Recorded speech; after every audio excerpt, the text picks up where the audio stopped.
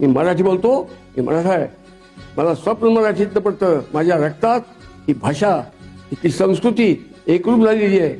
आमच्या रक्तात जोपर्यंत युरोपी आणि इस्लामी गुलामीचं बीज रुजलेलं आहे, निघत नाही आहे निश्चय, तोपर्यंत हिंदुस्थान स्वतंत्र झाला म्हणण्यात अर्थ नाही. या मातृभाषेच्या देहात 48% शब्द हे परकीय आहेत. ती रक्तंबाळ आहे, ती घायाळ आहे माझी मातृभाषा मराठी. याचं दुःख नाश करण्यासाठी ते शब्द उपसून काढले पाहिजेत.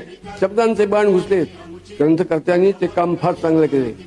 बाजीराव पेशवा पण द ग्रेट, हो, इंग्रजी शब्दाचं सहाय्य घेतल्याशिवाय, इस्लामी शब्दाचं सहाय्य घेतल्याशिवाय भाषा जिवंत ठेवू शकत नाही.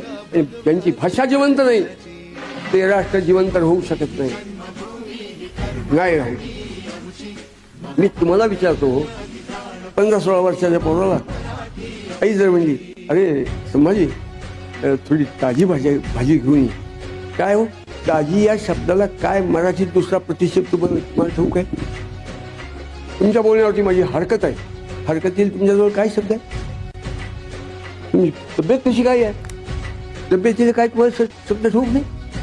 अशा कितीतरी 48% शब्द भाषेत घुसलेले बाण आहेत. आज 76 वर्ष झाल्यानंतर सुद्धा मराठी भाषेच्या देहातले पैकी बाण निघालेले नाही आहेत. नवे इंग्रजी बाण खूप घुसलेत. 14 शब्दाला जस्ट आलो. जस्ट तुला आईच्या गर्भात साक्षात्कार झाला का? जस्ट असाच सगळ्या गलिच्छ जीवन आपलं झालेलं आहे.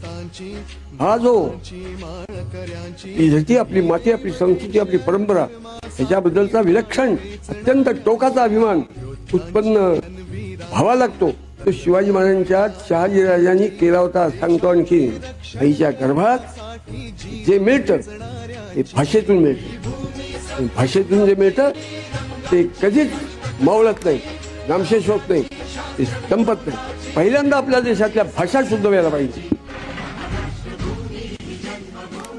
अत्यंत अत्यावश्यक.